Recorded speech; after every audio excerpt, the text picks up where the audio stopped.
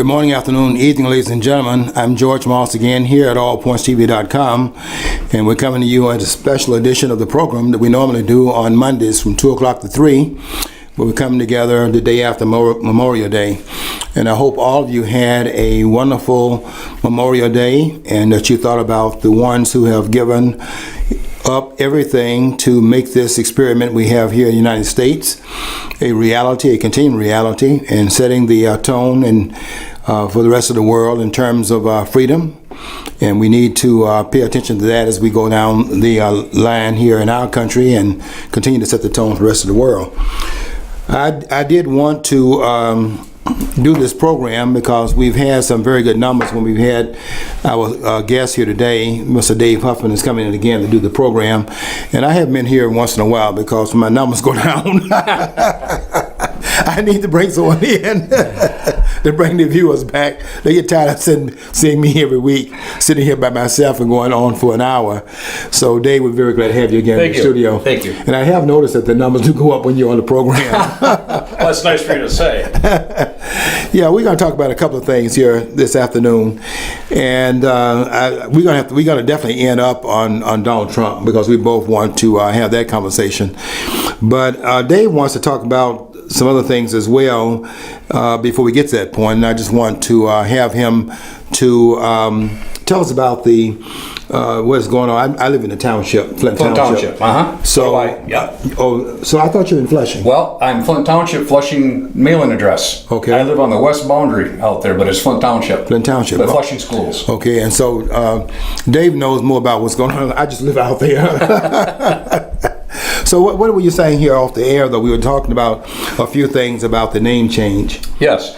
Well, this is a thing that's been batted around in the township. I've been out there for 50 years, but it's been discussed a couple of times, but no real action taken. Well, this in the last few months, some of the small business leaders out in the township are saying, because of the water crisis in the name that the Flint name hurting, it's always negative, the Flint name.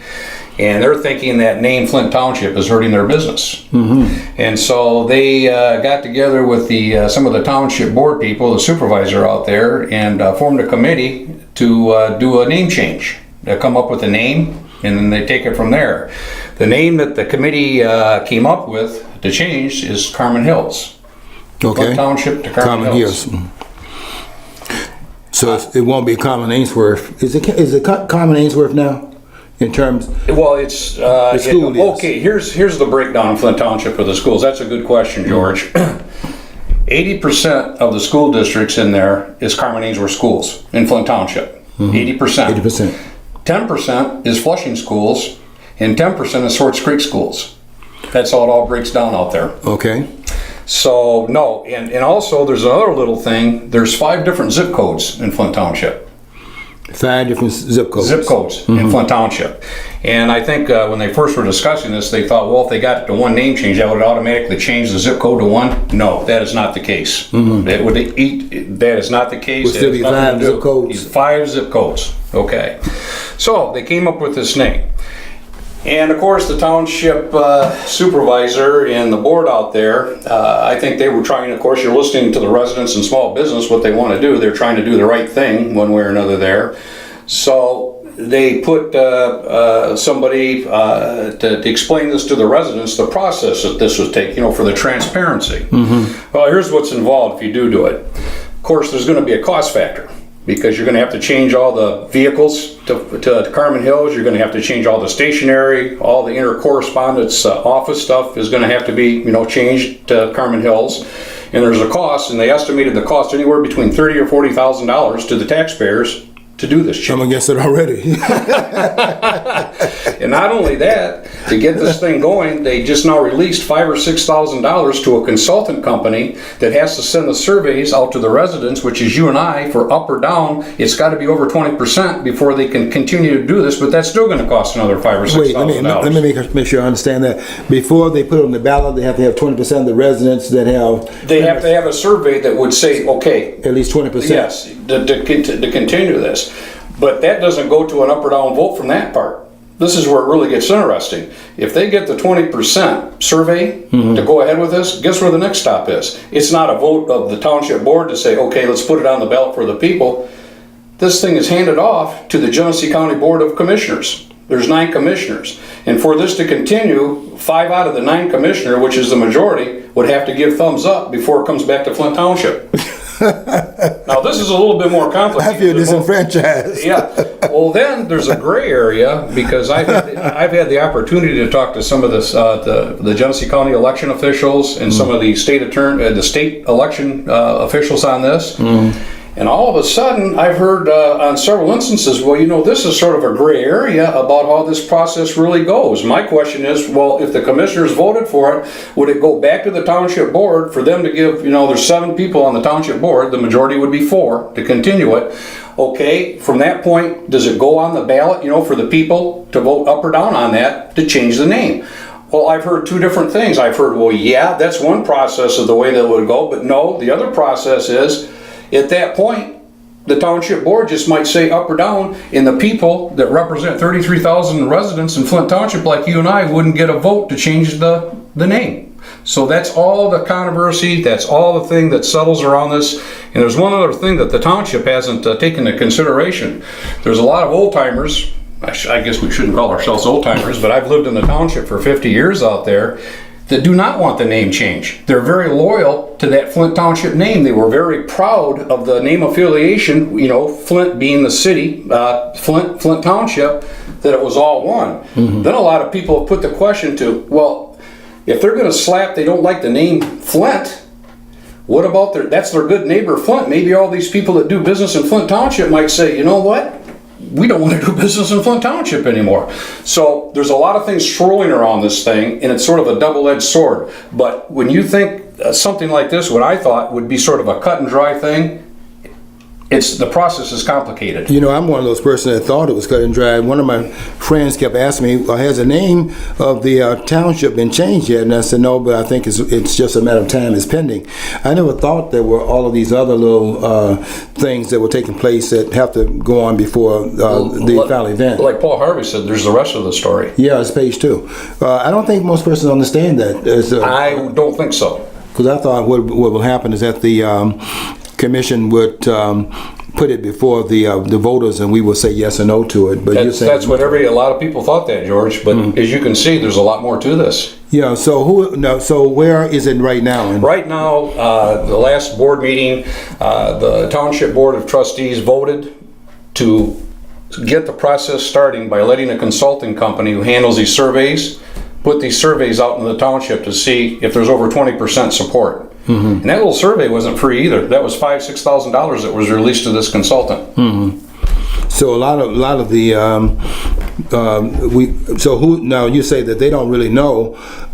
Some of the politicians are being asked how the process works. You're saying they don't know how the process works? I've heard a lot of the demagoguery, and they're all for, the big key word, wink wink, is transparency. Well, I don't think, listening to some of the township officials up there, that they knew the process either.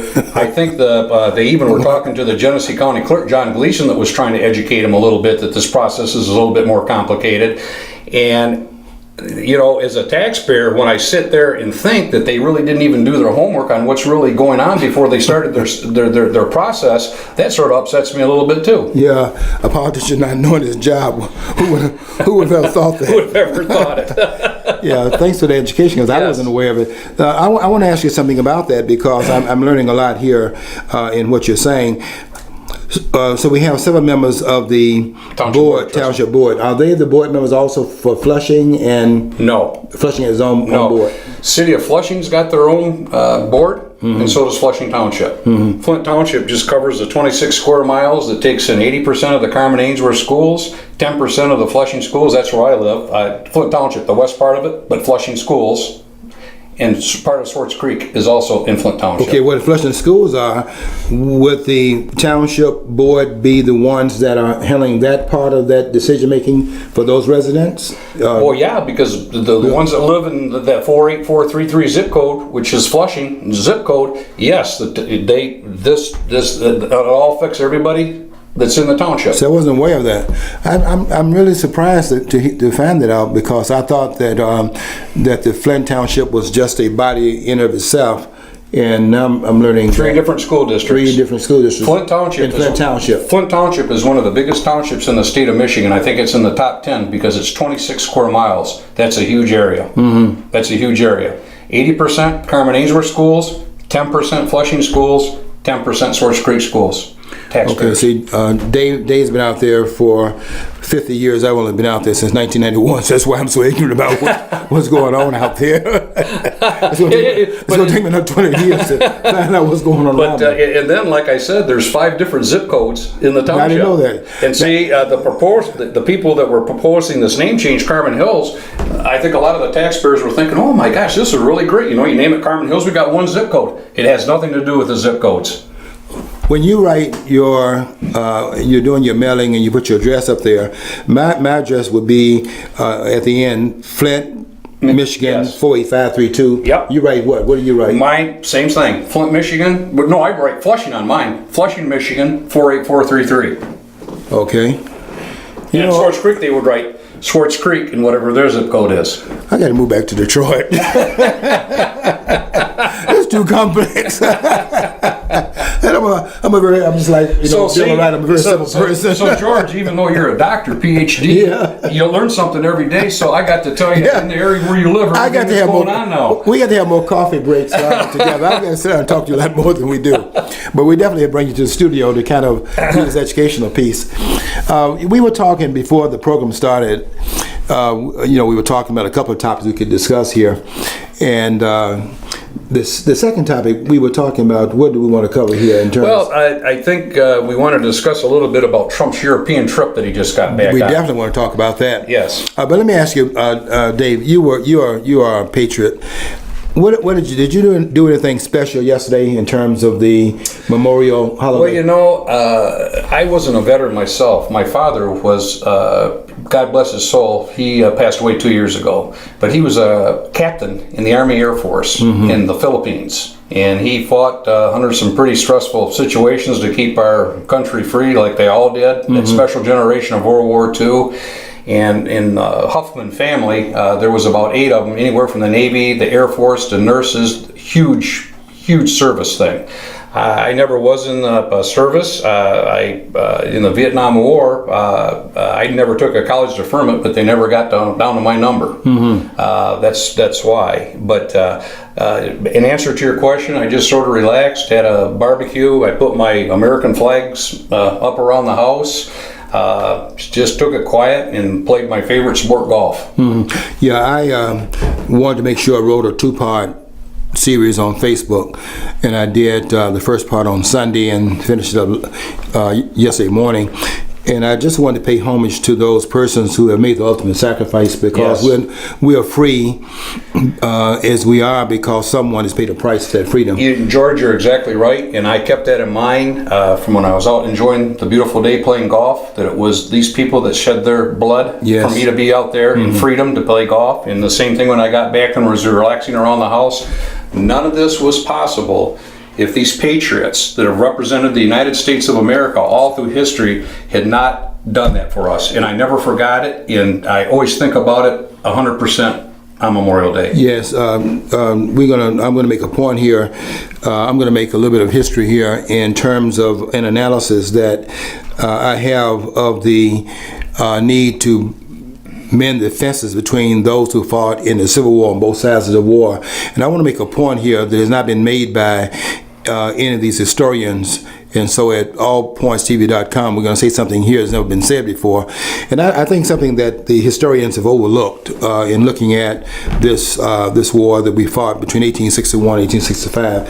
And here's the point I want to make about it, which I think will in fact blend in the two sides, because I think we ought to honor all of the ones who wore the uniforms of the country. And I think what we missed here and why we take one side or another, and why would they pulling monuments down and disrespecting the Southerners and their cause and so on and so forth, because we don't understand the Civil War. And so let me make a point here that I think that the historians, and I'm talking about all of them because they've all missed this, is to understand this point, and that is that the states are not now fighting. So does any state in this country right now have an army? And the answer is no, because the nation has an army. So the question then comes up, then where did the Southern Army come from if states don't have an army? Let me tell you what the historians have missed. What the historians have missed, and I think this will bring the two sides more together. So in Memorial Day, we celebrate all of our soldiers. We don't necessarily have to agree with the cause. There's some wars we fought as a nation that many persons disagree with. But I want to try to blend into harmony the Southerners and the Northerners so we can stop this assault upon the relics of the past that have to do with the lost cause. Where did that army come from when the South seceded from the Union? Let me tell you where it came from. It came from the militia. It came from the exercising of the Second Amendment of the United States. What happened there was that when the North, as they saw it, invaded the South, their homeland, then the militia, which is in Article 2 of the Second Amendment of the Constitution, not Article 2. Article 2 sets up the executive branch of government. But in Amendment 2, where you have the right to a militia, the militia in the South rose up to stop what they saw as the North invading the homeland where they lived. And blacks and whites fought in that war on the Confederate side because they saw it as an invasion. And so just because they're wearing a uniform, and what the historians have missed is that they failed to see that the South did not have an army before the invasion occurred. But when their homeland was invaded, then as they saw it, and a lot of things we can say about that, but when their homeland, the South, was invaded by the North, as they saw it, then the militia came together to repel the invasion of states that said they were no longer a part of the United States. Now, when we understand that, then I think we can give a greater appreciation for what was going on from their vantage point. And we have got to include them, I think, in order to bring the country together. We've got to bring a better understanding of what this war was really about, because this idea that they were trying to maintain slavery and things like that. So I'm really ashamed of these historians to put that rudimentary understanding out there in front of the public, because many of them know better. And I'm talking about some historians specifically. Stephen Oates, Edward B. You, and some of the others out there. And I caught you in your book called Malice Toward None, and so on. Anyway, that's a long story to get to the point.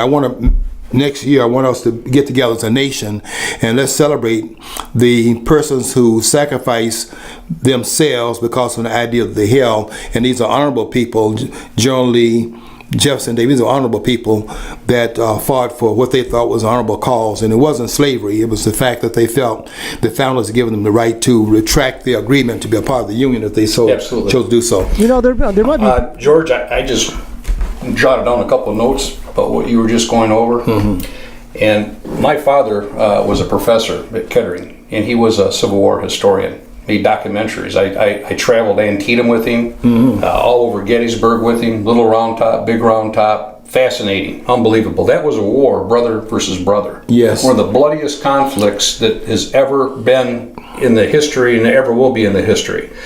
And I agree with you. I found it just absolutely horrendous that this mayor of New Orleans decreed this to take down all the historical Southern statues, like he was the grand poobah. He was going to erase history. Mm-hmm. Now, that kind of stuff leads to some bad things. If you try to erase history about these generations of what happened in that Civil War, mm-hmm. that's very deceiving, and that's very a scary thing to do. Mm-hmm. And really, and a lot of people always get back to, like you said, the Southerners. They were sort of, that was big states' rights back then. They thought that every state, sure. And I a lot of people, of course, I'm states' rights, mm-hmm. but their states' rights were sort of, with some of the things with the slavery issue and everything else that Lincoln disagreed with. It got the blood, and there was a lot of other things besides slavery too, but that just reached a crescendo when this country, you think this country was divided now?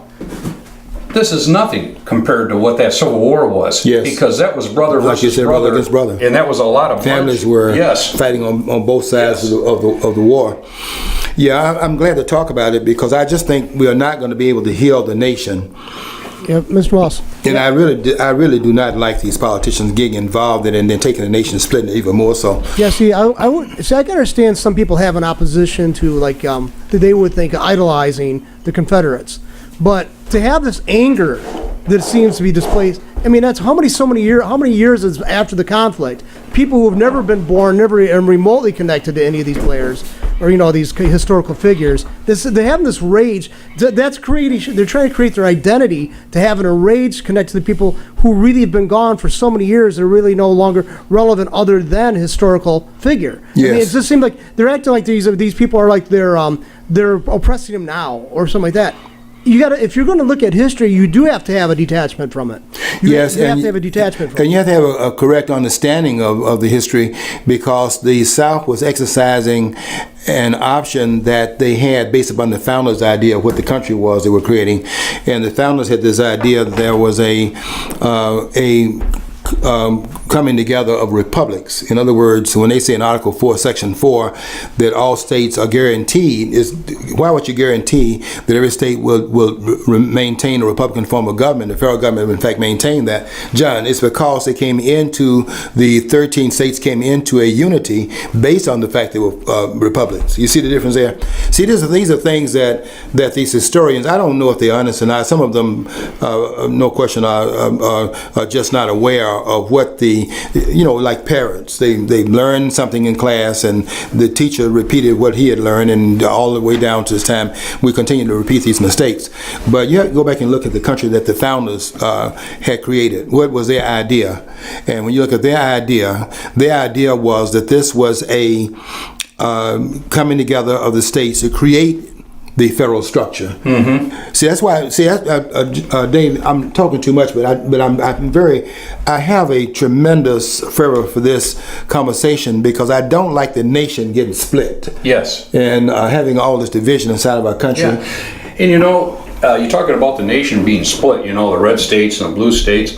Really, if you want to put some correlations right now between Abraham Lincoln, what he was trying to juggle between all the hostilities and the bad feelings between the North and the South. Well, not to the same degree, but our president now, Donald Trump, is doing some of these things now because he's trying to do the right thing, and it's not going well with a lot of the Washington insiders and the elitists and people that think that, they know everything. Mm-hmm. They want to control you from cradle to grave. Yes. I want to talk about Donald Trump as our found piece because I think, and I think we're on the same page here, I think Donald Trump has done a tremendous job under tremendous circumstances. These roadblocks put in his way, the opposition he's getting from the Democrats, and also a lot of opposition he's getting from his own party.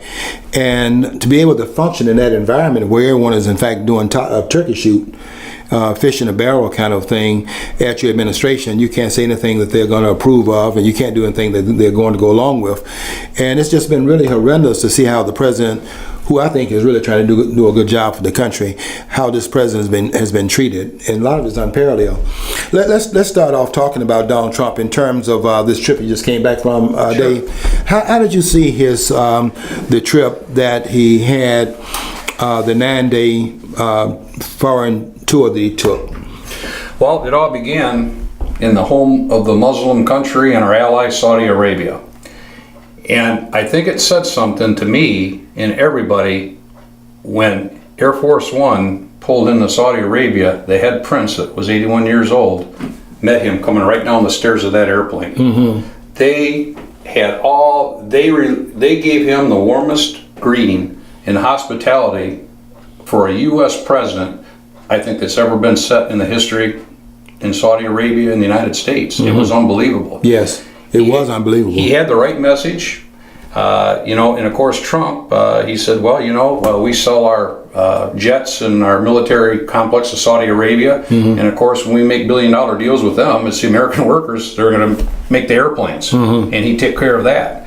But as far as what his message was to the Saudis was, look, You know, this Muslim, the Muslim that you're in charge of and our ally is a great thing and can be a great thing. But to let the rogues like ISIS and some of these radical groups that you sort of turn a blind eye on and let them get started to this good degree, if you keep it up and nobody does anything about it, not only can it wreck the whole world, it can wreck Saudi Arabia, it can wreck the whole Mideast. It's time for you to get these thugs and these villains out of your culture. It's time for you to step up to the plate. And if you sat and watched all the head of the Saudi parliament, they were all nodding their heads in agreement. Yes, I thought that it was remarkable, just like you just said a minute ago, Dave. And it was remarkable given how they made it appear made it seem like this president's anti-Muslim, and for him to have gotten that reception in the home of Islam. Islam starts in Saudi Arabia, and it poured water on this narrative that the press is carrying, that Donald Trump is anti-Islam, he's anti-Muslim. If that were the case, how do you then justify and explain the treatment he received in Saudi Arabia? Because I saw the same thing you saw, that when he got off that plane, there was a red carpet treatment. And they did not do that when Obama arrived in Saudi Arabia in 2009. He over there bowing. As I said on my program 2 weeks ago, I thought he was getting ready to shine some shoes. He was down so low. I mean, he was disrespecting the country. Yeah. What president have you seen go over to another country and bow in front of another leader when both of them are heads of state and both of them are respecting their country? So they're equal in that sense. No matter how much power the countries have, they are equally representative of their nations. Absolutely. And now that you have respect, this man is over there, the most powerful country in the world, bowing, and I think deliberately trying to show this appreciation for this country. Well, you know, the bottom line is, George, and I think anybody with a rational mind will agree to this. Yeah, I don't believe that we should be the caretaker of the world. We should not try to put our form of life on everybody, because it just doesn't go that way. And you know it and I know it. But the bottom line is still, the United States of America is the big dog and we have the big stick.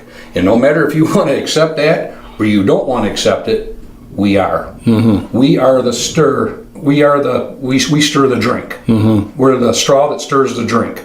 And Trump knows this. I think he's relaying the message to all our allies. They know this. And I think deep down inside, when they go to sleep at night, it makes them feel a lot more secure that this guy he's a good ally, but you've got to watch your own nest too. Mm-hmm. I think that point is well taken. We have because we are the most powerful country in the world and probably the only superpower in the world right now. That does give you certain kinds of there's a level of privilege that comes with that, because your power has to be respected and your economy has to be respected because your productivity is such. But I like what Donald Trump was saying as a way of fine tuning that in terms of our intent, in terms of our power. You know, when you're saying over there that we're not here to impose our will upon the world, we understand that there are other ways of doing things, and other countries have their own ways of carrying out their own business, and they know best what is in their interest to do. And I like the idea he was very measured in that. And at the same time, he's not repudiating the fact that we are this powerful nation. Right. You know, Georgia, you can always put politics to sports. You wear that Michigan hat all the time. All these powerful, these college football teams and basketball teams. Mm-hmm. Well, you'll notice a lot of these programs, when they get in trouble with recruiting and NCAA and factions and everything that goes on, you know what happens 9 times out of 10 with some of these coaches and these trustees of these universities. Mm-hmm. They know that there's corruption going on, but the team's doing well and they're making money, so it's a case of see no evil, speak no evil. And I think that's what goes on in world politics sometimes. Yeah, I like this. I thought this tour was really something that it just showed. They said this president is not acting presidential. It's funny how the world doesn't seem to recognize that fact, because he got a lot of respect out there. And I loved, Dave, what I loved about the trip, I love the fact that he started off in Saudi Arabia. Yes. He could have gone to the strongest ally we have and gone to Israel first, and that would have been what most person would expect him to do. Go to where your friends are, the ones that are the proven friends. Donald Trump went into a little bit of the hornet's nest in a sense, and he started off his trip in Saudi Arabia, and he then went from there to Israel. And I think there were a couple of things that's underneath it that have not yet been discussed in the media. One thing that does is that, and by the way, the $110 billion of trade too in terms of military hardware. I think one of the things that was on the undercurrent of that was that Donald Trump sees something in the negotiations that others have missed. Don't forget the art of the deal. And what Donald Trump sees is that one of the things we've been doing in terms of trying to bring the Arabs and Jews together is that we have looked at the Arabs as a monolithic group. Mm-hmm. Donald Trump sees that there are these factions inside of the Arab world, and going into the Sunni, the Saudi Arabia is Sunni Muslim, Iran is Shia. Mm-hmm. So if you take the idea that the Shia and the Sunni have different interests, and then you're over here with the group that's more reasonable, 90% of the people that are in Islam are Sunni Muslims, and you go there and you're making deals, and Iran is this problem for both Israel and for the Sunni Muslims, it makes sense then to start off in Saudi Arabia and then work the plan of peace in the Middle East in a different way. And Donald Trump understands that out of the deal, where others have tried to look at it as the Jews and the Arabs. Right, they try to separate. Yes, yeah. And they're going to bring those two larger things together. Yes. What Donald Trump did, and it's a brilliant move on his part, not getting any credit for it, is that he has seen an opportunity that others have missed, and that is go to the part of the Muslim world that's got a problem that Israel has a problem with, and they have that in terms of, the enemy of my enemy is my friend. Right. That could be the glue to the peace process in the Middle East. And it's an absolute brilliant move that Donald Trump engaged in that no one wants to give this man credit for. George, it's not only brilliant. You know what it shows? It shows leadership. It shows world leadership. That's a funny word, isn't it? Leadership. It's been a stranger to the country for the last 8 years, but look what he has done in the 6 months. I'm talking about also before he became the president, what he was doing in terms of putting his house in order before he even took over the presidency. He was already beginning to do things prior to that, and he's getting punished for that. Dave, they're criticizing the president, they were talking about this deep relationship before they got to the inauguration. They wanted the president to start on the 20th of January of this year, rather than starting after he was elected president. Donald Trump is a kind of president that's a doer. So he started his administration really on November the 9th. Wouldn't you want a president, John, would you want a president to start his operation of running the country on the day of inauguration? Would you? Would you want the president to start as soon as we know who the next president is going to be? Well, see, they have a problem. There's a 4-letter word in Washington that politicians don't like, George. You know what it is? Let's see. W-O-R-K. Yeah, and a larger word they don't like is this word called accountability. Yes, and there's another one that they like to sling around, transparency, but they only do that if it favors them. They're transparent if it favors them. Yeah, it's amazing that we need to get you elected to some office. And one of the things we're missing is some of the people that should be in office not in office. And the ones that we need to throw them out. Yeah, believe it or not, I gave it a shot, George. I ran for supervisor in Flint Township this last time. I wasn't successful with it, but I had a great time.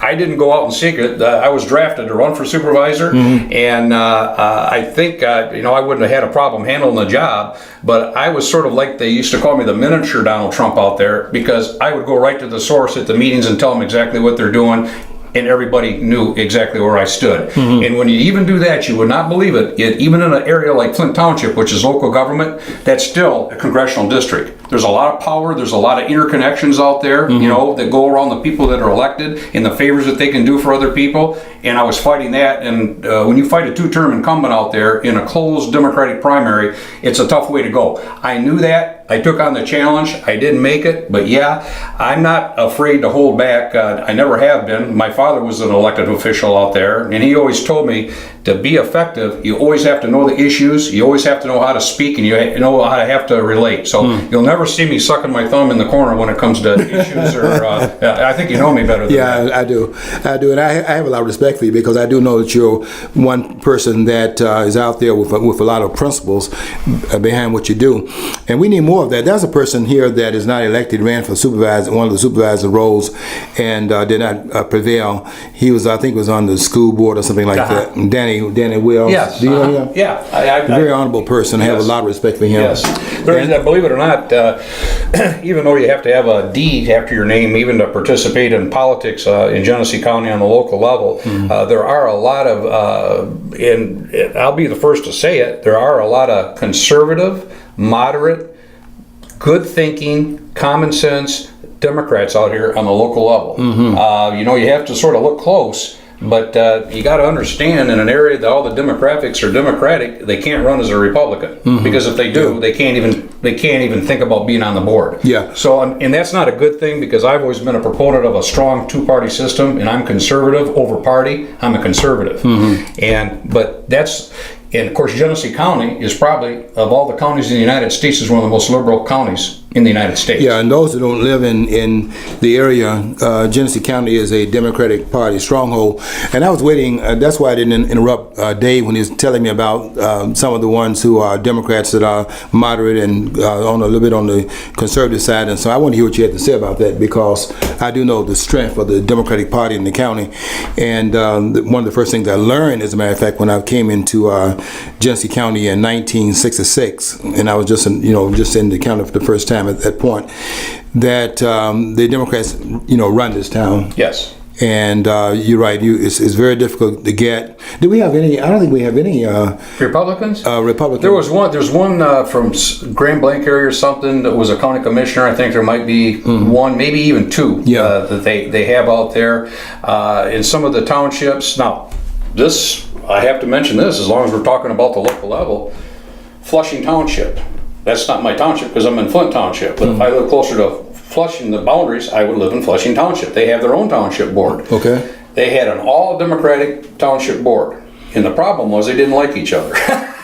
None of them. Their meetings were not about conducting Flushing Township's business. It was just a brouhaha. You think some of the stuff that's below the belt on the national level is bad, you should have heard these local people go at it. It was vicious. Well, Civil War.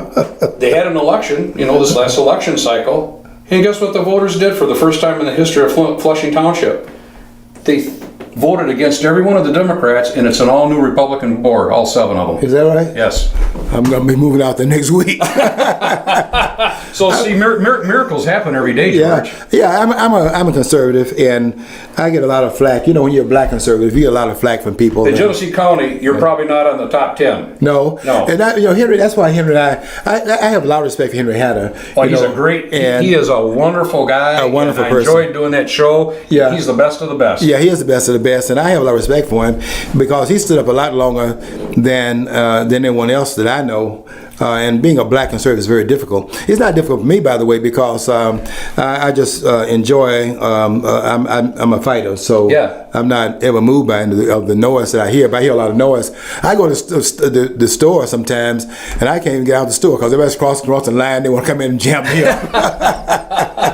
They don't realize they're bringing a knife to a gunfight. Oh yeah. And look, these are gadflies. I don't pay attention to that George, noise. I think I mentioned this to you back in the day when my dad was a young professor at Kettering. They used to have a Wranglers Club in Dale Kildee, ex-Congressman Kildee. They would come down and they met as gentlemen on the liberal side and the conservative side. They'd have dinner and then they'd have a forum just like we're having right here. The left would represent that side. The right would be over here. They covered all the issues, all the reasons why they thought that their side was right versus the other side. And you know what? The bottom line was there was grounds that they agreed. Coming out. For the betterment of America or the citizens or whatever you want to do. And that's what we've lost in this country. Yes, we have. We have lost this country. It is so bad in this country now that there's a lot of people on the other side, and I just don't want to pick on the Democrats, but they're the ones that are saying it against Trump. We don't care about the agenda or the betterment of the American people. We're just here to go against Trump. Now, if you would have said that in my area, in your area, 30 or 40 years ago in national politics, you would have been dead on arrival for saying something like that. Yeah, you're right. Dave, we've changed so much as a country. It's like I was born in one country where what you're saying prevail, and now we're in another place in this country where, like you're saying with Donald Trump, anything he says is just because he said it that there's opposition to it. Not that the country's interest is first, but they have a political position. It's all partisan politics. It's all partisan, and that does not serve the country well. And we have to get back to that. We're running out of time here a little bit, but I wanted to ask you about the Donald Trump's trip to Europe, in terms of his statements to Angela Merkel and Emmanuel Macron, who just won in France, and Theresa May in Britain. Not paying their bills? Not paying their bills.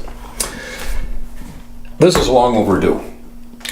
With all the problems that we have here in our country trying to subsidize everything and make this a wonderful place for our country, there's only so much money, and we've run out of it, and the debt ceiling goes up and up and up and up, and we can't keep doing that. Trump is a responsible person. Just let the freeloaders know. There's 27 of them that he met with, and 23 of them were freeloaders that hadn't paid their 2% gross, which is right in that NATO agreement for the defense. We're the big dog on the street, but they've got to pay their bills. And like Trump said, right to their face, he didn't go behind their back. That was right impressive. To their face. Yes. He said, the American taxpayers are getting tired of what you are doing by not paying your bills. Now, I don't know what any more you could said, but I think the message got across, because from what I'm hearing, some of the money that hadn't been coming into that is starting to come in. Yes, and I looked at they had pictures of while Donald Trump was speaking. They had the camera going into the audience where the leadership of the European leadership was, and they were all looking like they could not believe this guy was saying that, as if they're not supposed to be responsible for their own military defense, and we should pay the bill. And Donald Trump was just simply, as you said, saying it to their face. He wasn't talking behind their back. He was talking to them about, you got a responsibility here, and we have pledged so much money to be paid for the defense, and your part is not being paid. Yes. It's not fair to the taxpayers, and it was long overdue. And I would suggest that this president, I hope what will happen though is the American people will continue to support this president, because he's not getting support from the other side of the aisle. That's an interesting comment, George, because the polls, you know how screwed up the polls are now. You can't. It's all whatever people want to make it to be. Okay. My take on it is sort of a guy like you that sort of studies politics and likes to watch the fray. I would have to believe of those 63 million votes that Trump got in the election, I think he's got them lock, stock, and barrel. And I think what they're not saying, he might have even picked up some more people that are listening to the common sense part of his arguments. I would have to say, you hear in the polls, he's down to 30%, he's down on 32%. You know what? I think the real polls, I think he's about at 50%. That's what I think. Yeah, and the same people that are telling us the polls are going downward are the same ones that told us that Donald Trump is going to be overwhelmed on November the 8th in the vote, and I didn't believe that. My eyes kept those rallies kept me pulled into what was going on, because I kept looking at the poll my eyes were indicating was the case, and that was looking at how many persons showed up at Hillary Clinton's rallies, and looking at how many persons showed up at his rallies, and there are people that fill up the stadiums and they're outside trying to get in.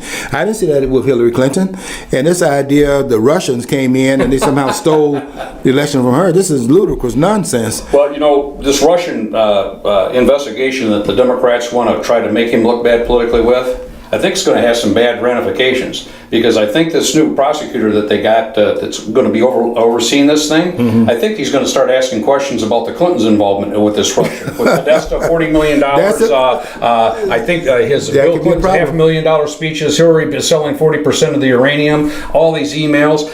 I want to tell you something. The Democrats are having a lot of fun with this Boris and Natasha mentality of the big bad Russians, who they used to love, but they've turned their backs on them for political reasons now. Let me tell you something.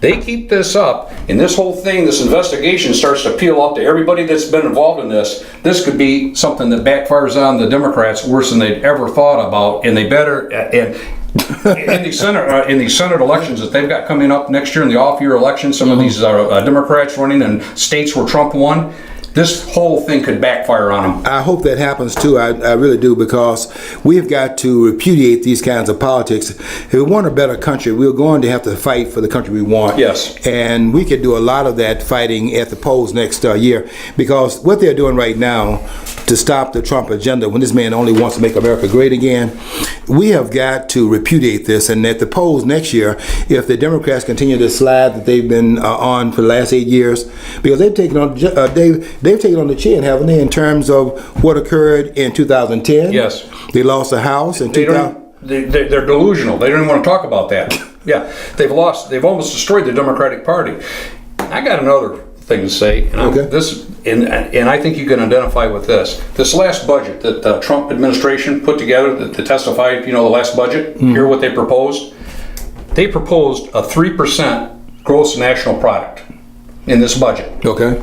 Oh my God. The liberals and the Democrats You mean 3% increase? You mean a 3% increase? To increase. Okay. That's what this is set to put in motion. A GNP of 3%, Okay. which is very, very conservative, because this country's had moments where it was 5 and 6%, Right. when it was going Right. good. 1% And the greatest Obama. economic engine in the world, we should be at 5 or 6%. No question about it.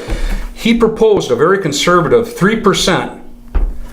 Oh my God, you would have thought that he'd lost his mind, because the socialists and the big government boys in Obama's thinking, anything over 1.5, oh, you cannot expect anything, which is mediocre and pathetic.